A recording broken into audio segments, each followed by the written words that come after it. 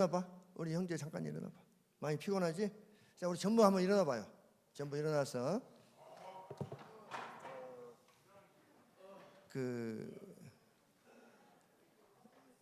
이건 내 생각인데 강의를 듣기 싫은 사람이 억지로 들을 필요는 없어요. 억지로 들어서 이게 도움이 되지 않거든. 그러니까 우리가 이제 강의를 듣는 시간인데 기왕에 우리가 와서 학교 와서 공부를 하는 건데 좀 잘 한번 들어보면 좋겠죠? 우리 손 운동을 한번 해보겠어요. 손을 먼저 같이 이렇게 잡고 내가 돌려봐. 20번씩 20번 반대로 돌려. 20번. 그다음에 이 손가락을 또 20번 돌려.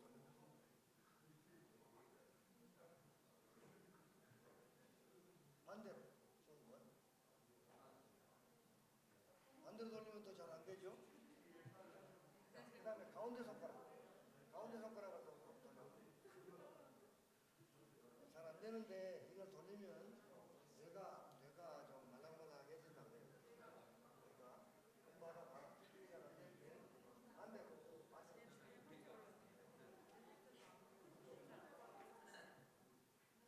우리 이름이 뭐야? 재민이.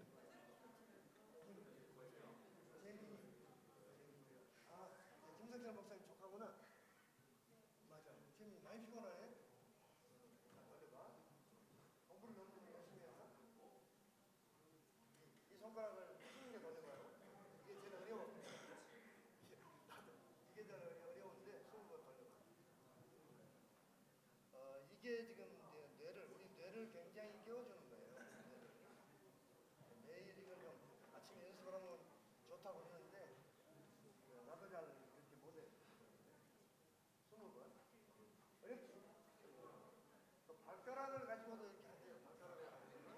노인들 시대를 치료할 때 사용하는 방법이에요. 건강한 사람들은 훨씬 좋지. 또 20번. 20번.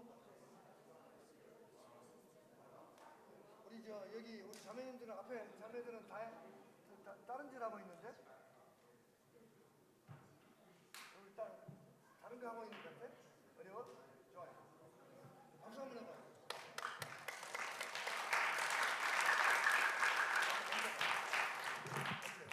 자,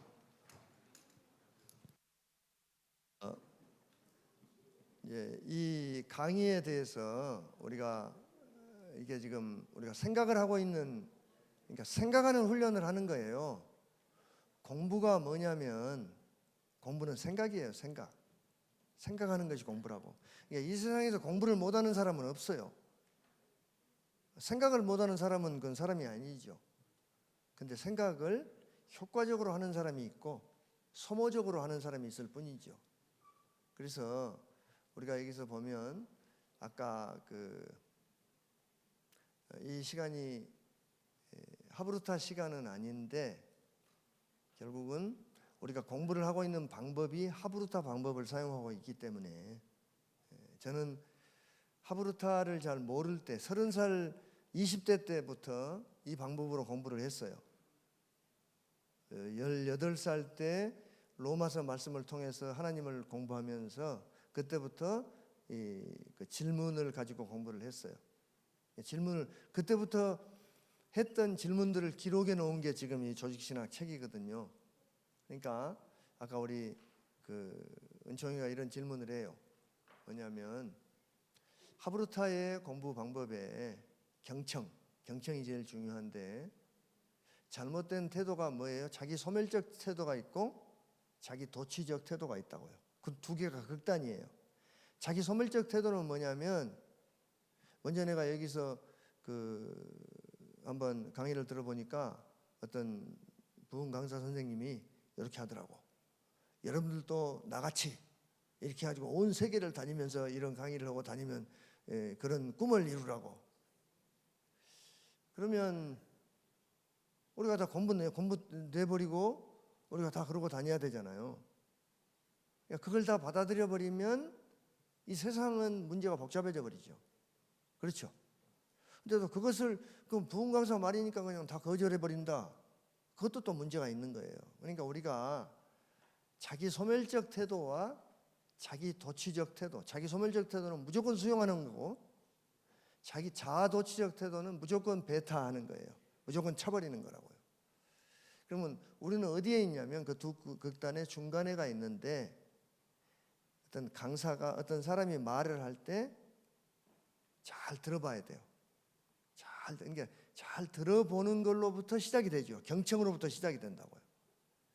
그러면 이 강의를 하는 것도 우리가 지금 문학 예술 쪽을 지금 우리가 하고 있는 거고, 그러니까 문학 작품, 예술 작품을 볼 때 우리는 두 가지를 얻으려고 봐요. 두 가지를. 첫째는 뭐예요? 재미가 있어야 돼. 재미를 라틴어로 뭐라고 말하냐면 둘세라고 말을 해요. 둘세. 혹시 그 음향 시스템의 돌체 시스템이라 그런 거 들어봤어요?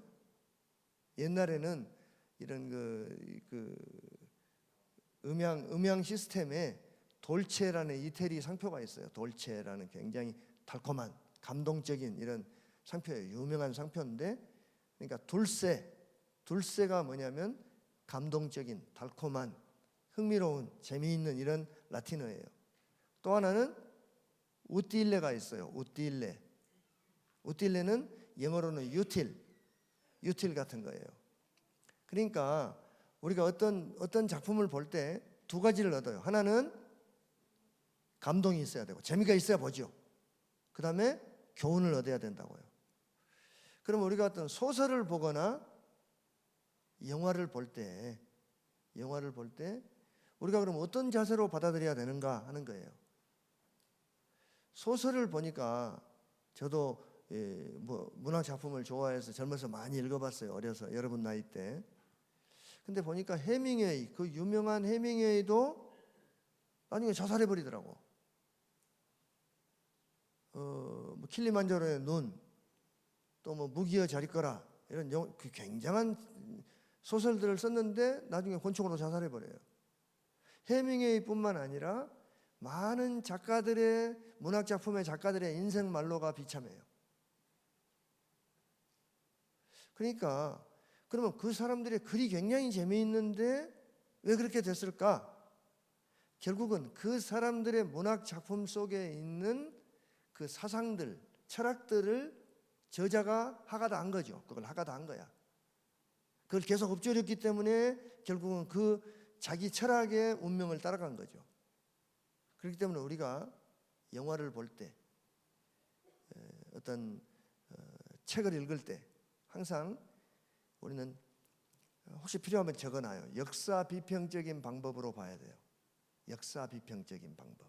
그러니까 역사 비평적인 방법으로 본다는 건 뭐냐면 역사적으로 비평해 본다는 거예요. 누가 썼는가? 책을 쓴 사람이 누군가? 그러니까 책을 쓴 사람이 충만한 삶을 살았는가? 행복하게 살다가 멋지게 갔는가? 이걸 봐야 돼. 그러니까 우리가 성경을 읽는다는 것은 예수님이 멋지게 부활하셨잖아요. 그리고 오늘날 우리 세계를 우리 속에 우리의 왕이 되 계시고, 그러니까 우리는 성경을 읽는 거죠. 그런 것처럼 영화를 보거나 문학 작품을 볼 때 첫째 우리가 저자를 알아야 돼요. 저자를. 그러니까 그래서 제 그 조직신학 책에도 내가 누군지를 좀 길게 써놨죠. 앞에다가 써놨어요. 왜냐하면 그런 사람이 쓴 책이다 이 말이에요. 저자를 알아야 돼요. 첫째. 그러면 또 그게 뭐가 있어요? 저자의 의도가 있죠. 의도. 내가 이 책을 왜 썼다 하는 의도가 있죠. 그렇죠. 또 이 책을 쓰는 목적이 있어요. 그렇죠. 목적이 또 있다고. 그 다음에 그 책을 누구에게 썼는가, 이것도 중요하죠. 누구에게 썼는가, 어떤 형편에 있는 사람들에게 썼는가, 저자가 어떤 형편에서 썼는가, 감옥에 갇혀서 죽어가면서 옥중서신으로 썼는가, 아니면 그 사람이 어마어마한 어떤 부를 누리고 살면서 부의 허무함을 썼는가. 솔로몬의 전도서 같은 건 그거죠. 솔로몬이 할 거 다 해봤어요. 할 거 다 해봤는데 왕도 해보고 뭐 하여튼 사람들이 바라는 것, 우리가 갖고 싶은 것 다 가져봤다고. 솔로몬이 뭐라고 말하냐면 헛되고 헛되며 헛되고 헛되니 모든 것이 헛되도다. 그렇게 말한다고. 그러니까 여러분들에게 유대인들에게 있어서는 솔로몬의 전도서 같은 것이 토라 다음으로 상당히 중요하게 바로 가르치는 책이에요. 잠언하고 비슷한 정도의 무게를 가지고 가르치는 책이라고요. 그러니까 젊어서 목표를 잘 정해라 이거예요. 목표를 잘 정해라. 나같이 갖고 싶은 거 다 가져보고 후회하지 말고 너희들은 진짜 가치 있는 일을 찾아서 해봐라 하고 왕이었던 사람이 우리 왕이 될 사람들에게 쓴 이야기라고요. 그러니까 저자가 누군지, 저자가 어떤 형편에서 살았는지, 그 사람이 어떤 사상을 가지고 살았는지, 어떤 철학을 가지고 살았는지, 누구에게 썼는지, 몇 살이나 먹은 사람인지 이렇게 알 수 있는 한 저자를 우리가 다 알아야 돼요. 영화를 볼 때 마찬가지 감독이 누군지, 연출자가 누군지, 물론 배우도 우리는 배우만 보고 영화를 고르죠. 근데 배우를 보고 고르는 것도 마찬가지예요. 그 배우가 어떤 배우가 어느 좀 레벨이 있는 배우라면 또 레벨이 없는 어떤 그 퀄리티가 없는 연출자의 그 출연 제의에 수락하지 않죠. 그런데 같이 어울리기 때문에 그래서 전체적으로 심지어는 배우가 누군지까지도 우리가 다 보고 그걸 받아들여야 되는 거예요. 그러니까 여러분들이 이제 그런 쪽의 책을 읽어본 분들은 있겠지만은 영화가 예를 들어 24프레임, 36프레임 그런다고요. 그러면 영화 같으면 1초에 24장의 사진을 연결시켜 놓은 거죠. 탁탁탁탁 해놓으면 우리 시각에 있는 잔상을 이용해서 그게 동영상으로 보이는 거죠. 또 텔레비전에 나오는 것 같으면 36프레임, 좀 더 필름을 더 많이 넣어서 더 연결이 잘 되죠. 그런데 그 필름들 속에 1초에 24장에서 26장이 돌아가는 필름 속에 한 장이나 두 장의 메시지를 우리 눈에 보이지 않는 게 탁 지나가니까 모르는데 그것이 우리 뇌는 그것을 알아본다고 뇌를 연구한 사람들이 말을 해요. 그래서 우리가 광고 같은 걸 볼 때도 알고 봐야죠. 광고를 만든 사람이 누군지, 어떤 의도로 만들었는지 우리가 알고 봐야 된다고요. 하브루타라는 태도, 저거는 다른 말로 하면 우리가 문학 예술을 대하는 자세죠. 그림을 볼 때도 마찬가지예요. 그림을 볼 때도 어제 우리 선생님들이 밤에 늦게 그 밀레의 만종과 김홍도의 타작이라는 그림 두 개를 비교하는 하브루타를 해봤어요. 두 개가 같은 점이 뭔지 다른 점이 뭔지 우리가 보면서, 그러니까 결국 우리는 뭔가를 배운 대로 행동하게 돼 있어요. 우리가 잘 배워야 돼요. 배우는데 비평적으로 배워야 된다고. 무조건 수용해 버리지 말고, 그래서 또 무조건 거절해 버리지 말고 중간을 택해서 비평적으로 봐야 된다고요. 알겠죠? 그래서 전번에 우리가 뭐 질문을 할 때 어떤 학생이 책을 보고 대답을 해서 내가 뭐라 그랬어요? 그건 내 생각이고 학생의 생각이 뭔가 이렇게 물어봤죠. 그러니까 그 책에 있는 것은 제 생각이에요. 제 생각. 이걸 다 받아들여 버리면 곤란하죠. 그렇죠?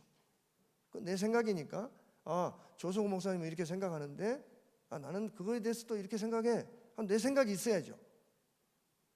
무슨 말인지 이해가 돼요? 그렇게 하는 것이 인간이다 이 말이죠. 생각을 생각한다. 침팬지도 생각해요. 개도 생각해요. 닭도 생각하고 다 생각을 해요. 근데 생각을 생각하지는 못해요. 사람만 생각을 생각하는 거예요. 제가 지금 이렇게 강의를 하고 있는데 여러분들이 내 생각을 생각하잖아요. 저 목사님이 무슨 생각으로 이 말씀을 할까? 생각하죠? 또 나는 여러분들이 여기서 강의를 들으면서 엎드려서 자는 사람의 생각을 생각하죠. 저 사람은 내 강의가 별로 재미가 없는 모양이구나, 듣기가 싫은 모양이구나, 이렇게 생각하죠. 그렇죠? 근데 걔는 생각 안 한다고. 자기 하고 싶은 대로 해버리죠. 그래서 우리가 이제 그 하브루타를 할 때 이런 태도를 기억하면 좋을 것 같아요.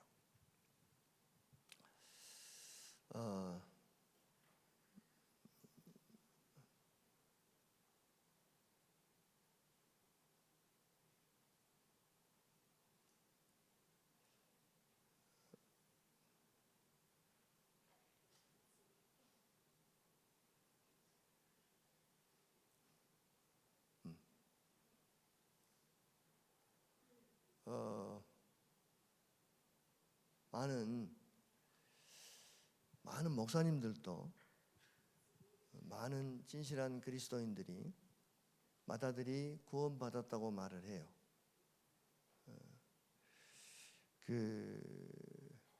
그래서 제가 질문을 해봐요. 왜 구원받았다고 생각합니까? 이게 질문을 하면 마다들은 집에 있었고 나가지 않았기 때문이죠. 밭에서 열심히 일했기 때문이죠. 그렇게 말해요. 그럼 내가 또 질문을 해요. 그러면 탕자도 집에 있을 때 구원받았나요? 탕자가 집에 있을 때 구원받았어요? 안 받았어요? 구원에 대해서 우리가 좀 생각을 해보는 거예요. 탕자가 아버지 재산을 가지고 집을 나가기 전에 구원받았어요? 안 받았어요? 어떤 것 같아요? 한번 대답해봐요. 우리 제가 가서 물어볼까요? 탕자가 집에 있을 때 아버지 재산 중에서 돌아올 분깃을 내게 주십시오 말하지 않았을 때 구원 받았을까요? 안 받았을까요? 안 받았죠. 구원 못 받았으니까 갖고 나가는 거죠. 그렇죠? 그러면 뭐라고 대답해요? 아니죠. 그렇게 대답해요. 그래도 어떤 목사님이, 선교사님들이 그래도 마다들이 구원받지 못했다는 걸 믿지를 않아요. 그래서 또 질문을 해봐요. 뭐라고 질문하냐면 아버지의 그 엄청난 사랑을 한꺼번에 받은 둘째 아들은 구원받았을까요?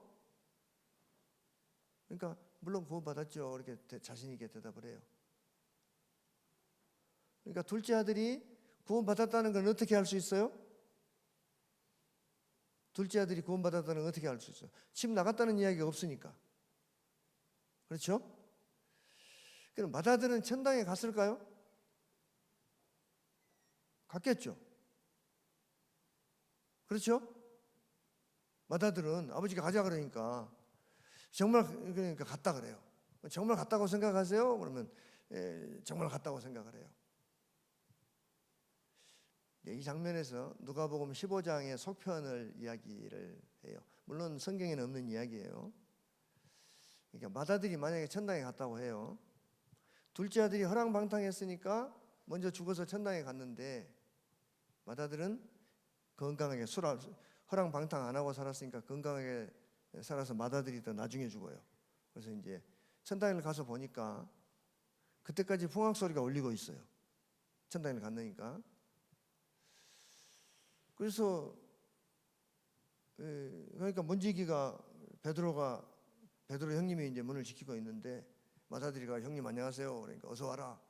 풍악 소리가 들리니까 저 뭔 소리입니까? 그러니까 네 동생이 와가지고 아버지가 잔치를 아직도 하고 있다. 그러니까 에이씨 나 안 들어간다고 문 닫고 천당 문 닫고 나와버렸다는 거예요. 그럼 어디 갔을까요? 지옥 갔겠죠. 그러니까 누가복음 15장에 한번 봐봐요. 맏아들이 천국에 들어갔다는 이야기가 있는가 봐봐요. 한번 봅시다. 그 장면으로 한번 봅시다. 25절부터 시작.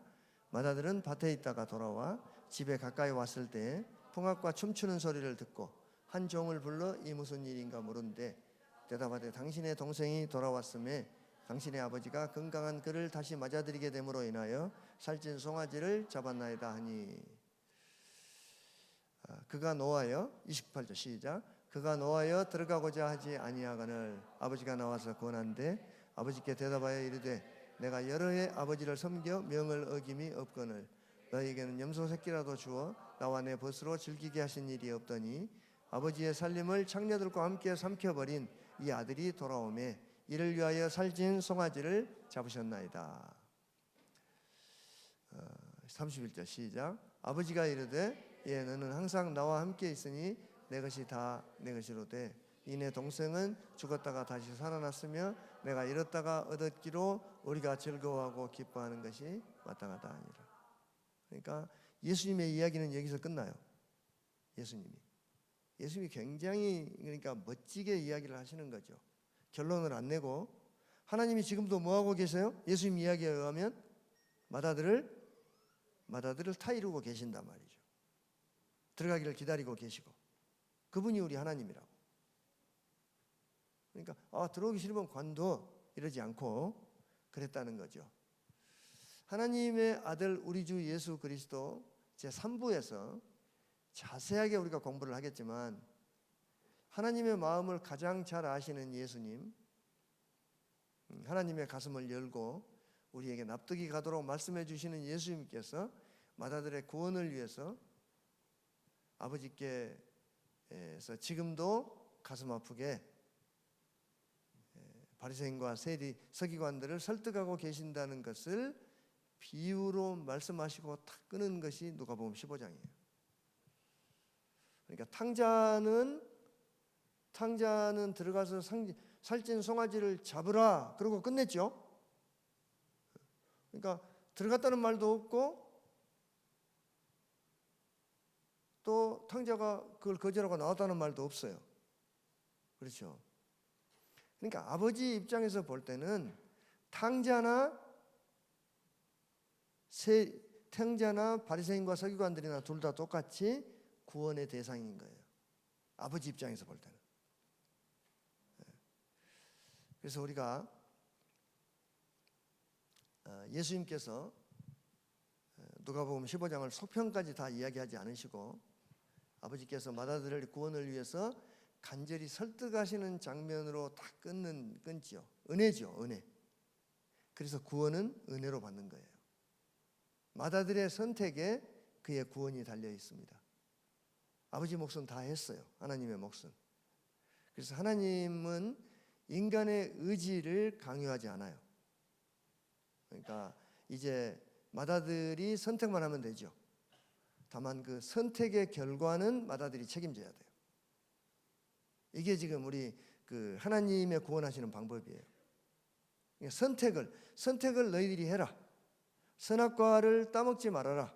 따먹으면 반드시 죽는다. 그리고 따먹을 수 있게 선악과를 에덴 동산의 한 중앙에 두시죠. 따먹으면 죽는 것은, 따먹고 사는 것은 우리가 선택할 수 없다고 말이에요. 그래서 우리가 이제 그럼 구원받는다는 것이 무슨 뜻일까요? 구원받는다는 게 뭘까요? 구원받는다는 것에 대해서 한번 대답해 볼 사람. 구원받는다는 게 뭘까? 우리가 예수 믿고 구원받는다. 예수 믿으면 구원받습니다. 그런 말 많이 하잖아요. 그러죠? 구원받는다는 게 뭘까요?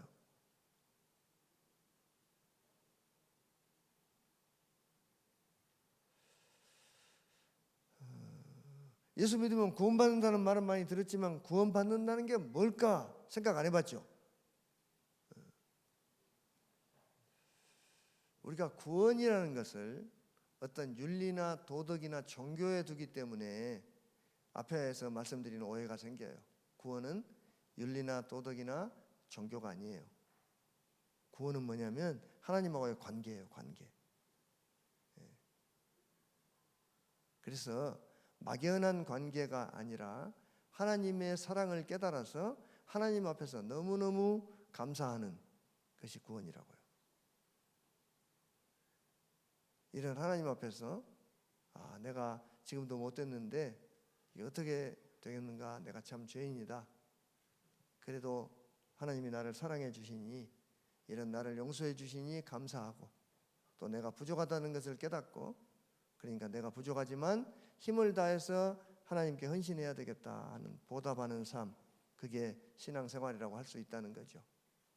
이 관계가 구원받는 거예요. 그러니까 구원은 한마디로 말하면 하나님이 좋아지는 거예요. 하나님이 좋으니까 천국이 좋은 거죠. 그래서 하나님의 재산, 하나님의 축복만 좋고 하나님은 싫어하는 이 마다들은 구원받지 못한 사람이라고요. 천국은 좋은데 하나님 뜻대로 사는 것은 싫어하는 사람은 구원받지 못한 사람이다 그 말이에요. 그러니까 천국에서 우리가 하나님하고 같이 살아가려면 하나님이 좋아야죠. 하나님하고 관계가 좋아야죠. 그래서 나는 구원받은 사람입니까? 한번 깊이 생각해 보는 여러분들이 되기를 바라요. 내가 구원받은 사람인 것을 어떻게 증명하겠습니까? 구원받은 사람에게는 증거가 있어야 돼요. 그 증거가 뭐라고요? 용서받은 탕자의 자세인데, 용서받은 탕자의 자세에는 세 가지가 있어요. 첫째가 뭐예요? 감사. 두 번째가 죄송한 마음, 미안한 마음. 왜? 나를 볼 때 미안한 거예요. 하나님 앞에. 하나님을 생각할 때 감사하고. 근데 내가 하나님한테 다 이렇게 잘 살지 못하는 걸 생각할 때 죄송하고. 그래서 어떻게 하면 내가 좀 하나님 앞에 좀 잘 살아볼 수 있을까? 이렇게 고민하는 것이 구원받은 사람이라는 증거다 이 말이죠. 마다들의 근본적인 문제가 뭡니까? 마다들, 우리 누가복음 15장에 나오는 마다들의 근본적인 문제가 뭐 같아요? 마다들에게 가장 큰 문제, 근본적으로 어떤 문제가 있어요? 하나님의 마음을 몰라요. 하나님의 마음을 모르고 자기 열심으로 열심히 밭에 가서 일하고 있는 거죠.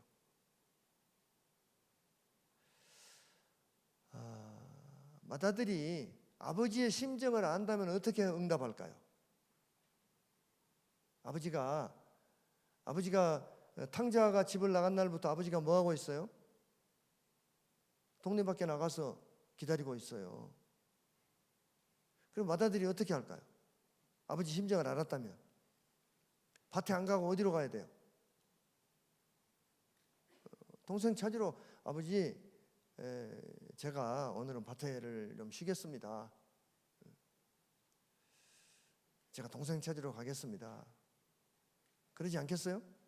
당연하죠. 그러면 우리가 다 그러면 공부 그만두고 직장 그만두고 목사나 선교사가 되라는 겁니까? 그렇죠. 그 말은 아니에요. 성경에는 목사라는 말이 없어요. 성경에 원래 성경 원어에 목사라는 뜻의 말이 없어요. 한 단어도 없어요. 한글 성경에 에베소서 4장 11절에 한 번 나와요. 목사와 뭐 이렇게 직책이 나오는데 그건 번역을 잘못한 거예요. 거기는 목자예요. 목자, 패스터. 목자라고요. 양치는 목자. 그러니까 우리가 직장에 공부를 열심히 하면서 우리가 목자를 할 수 있어요. 또 우리가 직장 생활을 하면서도 동생을 찾는 마다들이 될 수 있다고요.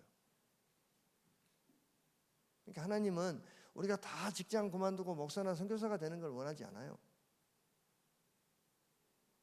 내가 목사를 해보니까 목사는 할 수 없는 일이 너무 많아요. 목사는 이렇게 내가 만나고 싶은 사람들을 만나지 못할 수 있어요. 일단 생활 속에서 직장 생활을 하지 않기 때문에 직장 사람들을 만날 수 없고, 목사가 만날 수 있는 사람은 대부분 교회 안에 있는 사람들이죠. 그래서 누구나 다 직장을 그만두고 목사나 선교사가 되라는 말이 아니라 내가 있는 자리에서 잃어버린 동생을 찾는 일을 하라 하는 것이 그렇다고 말이죠. 그럼 어떻게 해야 동생을 가장 잘 찾는 하나님의 효자 마다들이 될 수 있을까요? 우리가 하나님의 심정을 알면 되는 거죠. 하나님의 심정을 알고 내 주위에 있는 하나님의 마음을 모르는 탕자에게 하나님을 설명해 주면 되죠. 마다들이 만약에 거듭난 사람이었다면 집 나간 동생을 목 빠지게 기다리는 아버지를 날마다 보면서 어떻게 했을까요? 아버지를 위로해드리고 공감해드리고, 아버지 동생이 집을 나가고 없어서 이렇게 동생을 기다리고 계시는군요. 아버지 오늘 제가 밭에 나가는 걸 좀 쉬겠습니다. 그러면 아버지가 왜 그러냐, 어디 아프냐? 그러면 그게 아니고요, 제가 동생을 좀 찾으러 가보겠습니다. 그럴 수 있지 않겠어요? 그 하나님의 가슴을 시원하게 해드린 멋진 마다들이 계세요. 누굴까요? 예수님이에요. 예수님이 우리를 찾으러 이 땅에 내려오셨다고요. 또 예수님을 가장 잘 믿은 분 사도 바울도 또 동생들 찾으러 간 거죠. 그렇죠?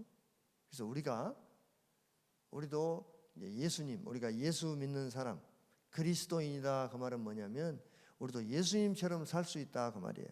예수님처럼 생각하고 예수님처럼 느끼고 예수님처럼 말하고 예수님처럼 행동하는 그런 마다들이 될 수 있다는 거죠. 그래서 우리 그 성경에 보면 하나님께서 예수님을 굉장히 기뻐해요. 우리 마태복음 3장 17절 한번 읽어볼까요? 시작. 하늘로부터 소리가 있어 말씀하시되 이는 내 사랑하는 아들이요 내 기뻐하는 자라 하시니라. 왜 하나님이 왜 그렇게 기뻐하냐면 탕자 찾으러 나왔으니까 예수님을 보고 기쁘다고 그러는 거예요. 마태복음 12장 18절 또 한번 볼까요? 성경 속에 이 말씀이 꽉 차 있어요. 자, 또 한번 읽어보겠습니다. 시작. 보라 내가 택한 종 곧 내 마음에 기뻐하는 바 내가 사랑하는 자로다. 내가 내 영을 그에게 줄 터이니 그가 심판을 이방에 알게 하리라. 그러니까 예수님이 그 동생 찾으러 전도할 예수님을 보고 기뻐하는 거죠. 또 마태복음 17장에도 그 변호산에 올라가서 말씀할 때 5절 시작. 말할 때 홀련히 찬 구름이 그들을 덮으며 구름 속에서 소리가 나서 이르시되 이는 내 사랑하는 아들이요 내 기뻐하는 자니 너희는 그의 말을 들으라 하는지라. 예수님이 하나님의 사랑하는 자고 하나님의 기뻐하시는 자라고요. 왜 그러냐면 아버지 마음을 알고 동생 찾으러 나오셨으니까. 마태복음에서만 몇 구절을 찾아봤어요. 마가복음, 요한복음에도 많이 나와요. 그러니까 하나님의 가슴을 시원하게 해드린 멋진 마다들은 바로 예수님입니다. 그래서 예수님이 우리의 큰형님, 우리는 예수님의 형제들, 동생들로서 우리가 예수님을 닮은 삶을 살아가는 거죠. 효자 마다들 예수님께서 하나님의 가슴을 어떻게 시원하게 해드립니까? 요한복음 10장 11절 시작. 나는 선한 목자라. 선한 목자는 양들을 위하여 목숨을 버리거니와. 그러니까 목자가 되셔서 목숨을 버리시면서까지 우리를 구속하시면서 하나님의 아버지의 가슴을 시원하게 만져드리죠. 그래서 우리도 예수님을 믿고 하나님을 알고 하나님께 구원받는 거죠. 만일 우리가 아버지의 심정을 안다면 어떤 일이 벌어질까요? 우리가 아버지 심정을 안다면 고린도 전서 9장 16절 시작. 내가 복음을 전할지라도 자랑할 것이 없음은 내가 부득불할 일임이라. 만일 복음을 전하지 아니하면 내게 화가 있을 것이미로다. 그래서 복음을 전하고자 하는 그 불타는 마음이 생긴다는 거죠. 효자 마다들 예수님을 알고 나서 변화된 바울 형님의 그 심장 떨리는 고백이죠. 아버지의 심정을 안다면 우리도 당연히 주를 따라 목자가 되고 거룩한 목자 직분을 기뻐 감당하게 될 것입니다. 그래서 전도는 뭐 기술이 아니고 방법이 아니고 심정이죠. 심정, 자세, 태도예요. 그래서 우리가 이 아버지의 심정을 알면 고린도후서처럼 되는 거예요. 한번 읽어보겠습니다. 시작. 그리스도의 사랑이 우리를 강권하시는도다. 그러니까 하나님의 사랑만 깨닫고 알아서 하면 돼요. 하나님의 사랑을 깨달으면 우리도 목자가 되지 않을 수 없어요. 예수님이 말씀하시는 마다들이 누굽니까? 예수님이 여기 말씀하시는 마다들이 누구예요? 바리새인과 서기관들이죠. 그들에게 안타깝게 말씀하는 거예요. 예수님이 제발 하나님 마음 좀 알아라. 탕자가 누굽니까? 탕자는 예수님이 누가복음 15장에서 말씀하신 탕자가 누구예요? 세리와 죄인들. 아버지는 누구예요? 하나님. 마다들이 밭에 가서 일을 하고 열심히 아버지 집에 사는데 행복했을까요? 마다들이 행복했을까요? 굉장히 화가 났을까요? 맨날 화가 나서 사는 거예요. 아버지 집에 천국에 사는데 그게 천국일까요? 지옥일까요? 천국이 아니죠. 그러니까 천국은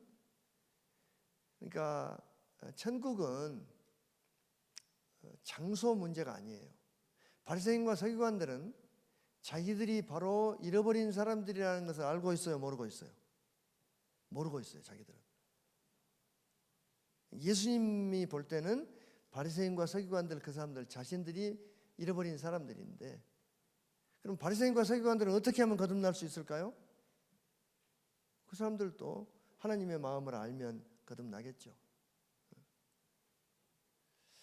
만일 맏아들이 아버지의 심정을 잘 아는 효자였다면 어떤 행동을 취했을까요?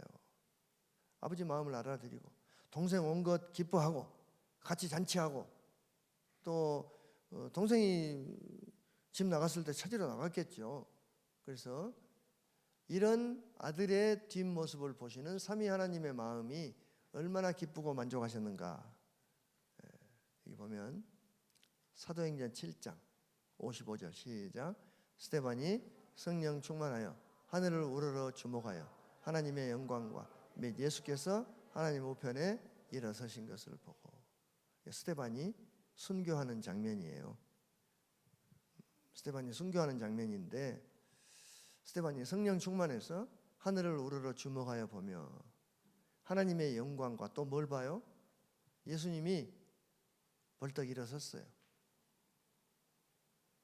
성자 하나님 예수님께서 스데반이 순교하는 장면을 참 앉아서 보지 못하시고 벌떡 일어서서 보시더라는 거죠.